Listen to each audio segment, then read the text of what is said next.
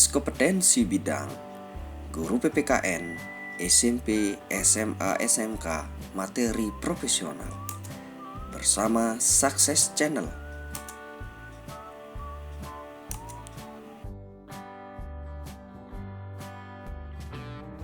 Lanjut soal nomor 40. Kesalahpahaman antar kampung atau antar suku dapat memicu konflik dua pihak yang berselisih. Pendekatan yang hendaknya dibangun secara terus-menerus adalah A. Membiarkan setiap kelompok untuk menyadari kesalahannya. B. Diterapkan hukuman yang maksimal biar tidak terulang. C. Pemerintah menjadi penengah agar konflik cepat selesai. D. Membangun kesadaran multikultural dalam berbagai bidang. E. Menempatkan petugas keamanan di lokasi yang rawan. Oke, kita cek jawabannya secara bersama-sama. Opsi yang benar adalah opsi D. Membangun kesadaran multikultural dalam berbagai bidang. Pembahasan. Dinamika persatuan dan kesatuan bangsa dapat dipengaruhi oleh kesalahpahaman antar kampung atau antar suku. Untuk itu, perlu dibangun kesadaran multikultural dalam berbagai bidang. Kesadaran bahwa kita memang memiliki perbedaan, tetapi perbedaan tidak menjadi suatu perpecahan yang membahayakan persatuan dan kesatuan negara kesatuan Republik Indonesia atau NKRI.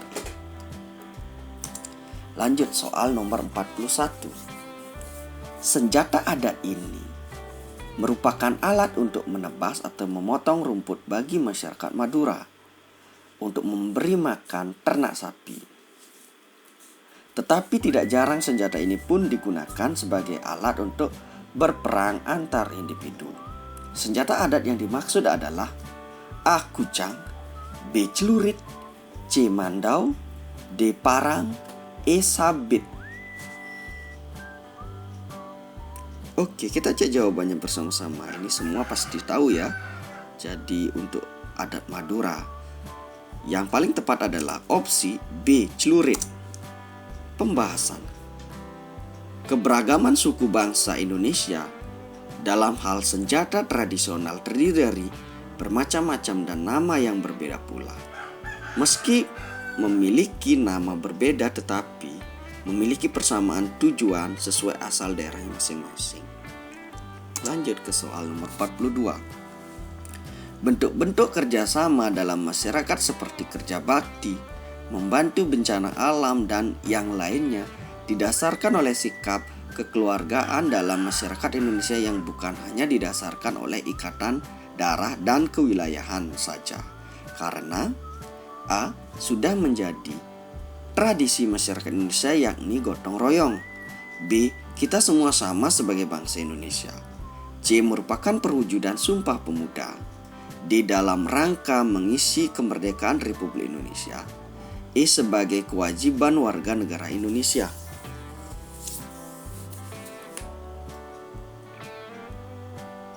Oke, kita cek jawabannya bersama-sama. Opsi yang benar adalah opsi A. Sudah menjadi tradisi masyarakat Indonesia yakni gotong royong. Pembahasan. Bentuk-bentuk kerjasama bukan hanya didasarkan oleh ikatan daerah dan kewilayahan saja, karena sudah menjadi tradisi masyarakat sejak dulu. Bangsa Indonesia dikenal memiliki tradisi yang bermacam-macam dalam kehidupan masyarakat. Lanjut soal nomor 43. Pendidikan merupakan salah satu sarana yang efektif dalam menanamkan nilai-nilai Sumpah Pemuda. Guru dapat melakukan upaya untuk membina persatuan dan kesatuan siswa antar sekolah dengan A. Melaksanakan upacara bendera dengan tertib, B. Membentuk forum komunikasi pelajar antar daerah, C. Mengembangkan sikap saling menghormati perbedaan agama, D. Membina pergaulan tanpa membedakan status sosial, E. Menggalang kegiatan pramuka. Oke, kita cek jawabannya bersama-sama. Opsi B. Membentuk forum komunikasi pelajar antar daerah. Nah, di sini ya, kata kuncinya menanamkan nilai-nilai Sumpah Pemuda. Sumpah Pemuda ini ya salah satunya adalah nilai persatuan ya. Jadi kenapa jawabannya ini adalah opsi B, membentuk forum komunikasi pelajar antar daerah. Kita cek pembahasannya. Salah satu proyeksi nilai Sumpah Pemuda dalam kehidupan siswa antar sekolah dengan membentuk forum komunikasi pelajar antar daerah. Apa sebabnya seperti itu?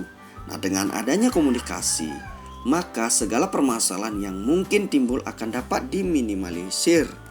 Jadi jelas ya, kita bentuk forum komunikasi.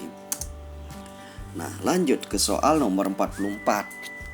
Pasal 36 Undang-Undang Dasar Negara Republik Indonesia tahun 45 berbunyi, bahasa negara adalah bahasa Indonesia. Seorang guru PPKN harus mampu membina siswanya agar berperilaku sesuai semangat Sumpah Pemuda, yaitu A.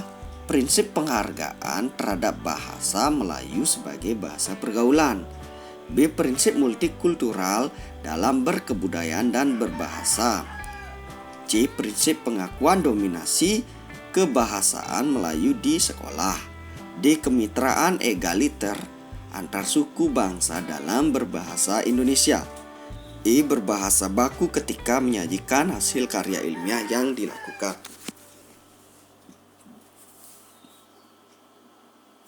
Oke, kita cek jawabannya bersama-sama. Opsi yang benar adalah opsi E. Berbahasa baku ketika menyajikan hasil karya ilmiah yang dilakukan. Pembahasan. Pasal 36 Undang-Undang Dasar Negara Republik Indonesia tahun 1945 yang berbunyi bahasa negara ialah bahasa Indonesia. Ini merupakan perwujudan dari Sumpah Pemuda 28 Oktober 1928. Ini harus dilakukan sejak dini dan guru harus membina siswanya dan dimulai dengan berbahasa Indonesia yang baik dan benar, dengan menyajikan hasil karya ilmiah yang dilakukan mereka. Dengan apa?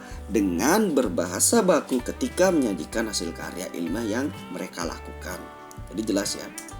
Lanjut ke soal nomor 45. Pemerataan hasil pembangunan di Indonesia masih belum merata. Hal ini ditunjukkan oleh adanya jumlah penduduk yang berada di bawah garis kemiskinan belum menurun secara signifikan. Nah, dalam upaya mewujudkan persatuan dalam bingkai Bhinneka Tunggal Ika, maka kebijakan yang tepat adalah A. Memenuhi kebutuhan pangan penduduk melalui impor beras. B. Menciptakan lapangan kerja untuk mengurangi pengangguran. C. Menggalakkan program zakat tanpa pandang bulu. D. Menjaga stabilitas harga melalui mekanisme pasar. E. Meningkatkan akses masyarakat kepada pelayanan produksi. Oke, kita cek jawabannya secara bersama-sama. Opsi yang benar adalah opsi B.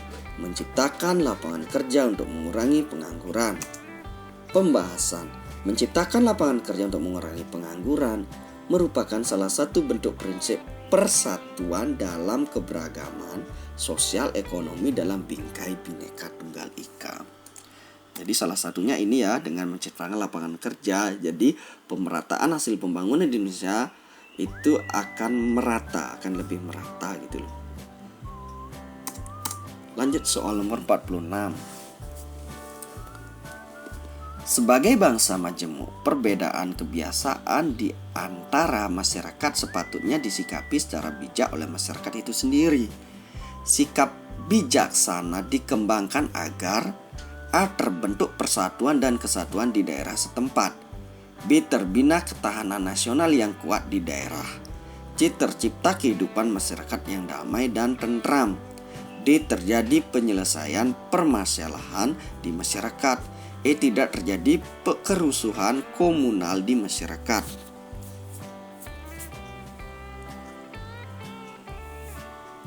Oke, kita cek jawabannya secara bersama-sama. Opsi yang benar adalah opsi C.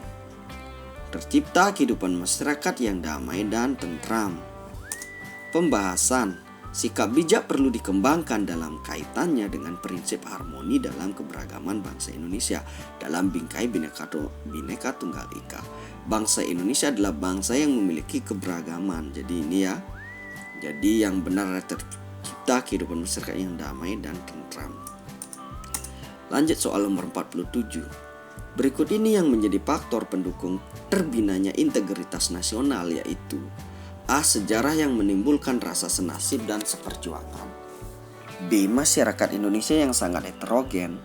C. Wilayah negara Republik Indonesia yang begitu luas. D. Masih besarnya ketimpangan pembangunan. E. Lemahnya nilai-nilai budaya bangsa dari pengaruh budaya asing.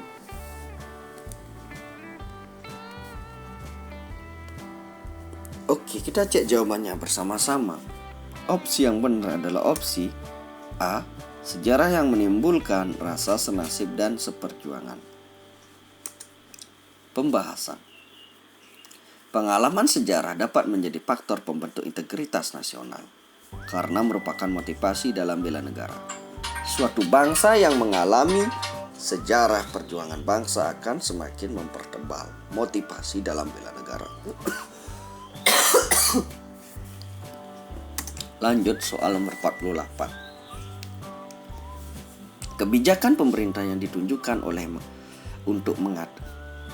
Soal nomor 48. Kebijakan pemerintah yang ditunjukkan untuk mengatasi segala ancaman yang akan membahayakan kelangsungan kehidupan berdasarkan Pancasila sebagai dasar negara merupakan strategi dalam menghadapi ancaman di bidang A. Ideologi, B. Politik, C. Ekonomi, D. Sosial budaya, E. Pertahanan dan keamanan.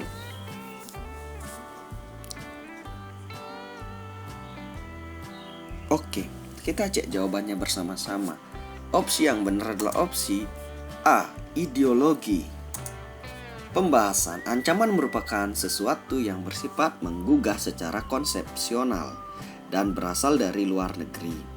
Untuk itu, kebijakan pemerintah sekaligus strateginya di bidang ideologi sangat diperlukan karena tidak kalah berbahayanya dibandingkan ancaman fisik.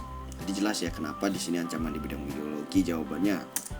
Lanjut ke soal nomor 49. Ancaman terhadap ideologi negara melalui bidang ekonomi semakin relevan untuk diwaspadai. Hal itu diantaranya dipicu oleh sentimen masyarakat terhadap kebijakan yang memberikan peluang usaha terhadap pihak asing dan ketimpangan ekonomi di masyarakat. Solusi yang tepat untuk mengatasinya adalah A. Meningkatkan mutu pendidikan dan karakter masyarakat. B. Memberikan penyuluhan kepada masyarakat marginal. C. Penyelenggaraan pemilihan umum yang bersih, adil, dan jujur. D. Menanggulangi kemiskinan dan pemerataan kesejahteraan. E. Pemberantasan terorisme dan gerakan separatis dari luar negeri. Oke, kita cek jawabannya bersama-sama. Opsi yang benar adalah opsi D.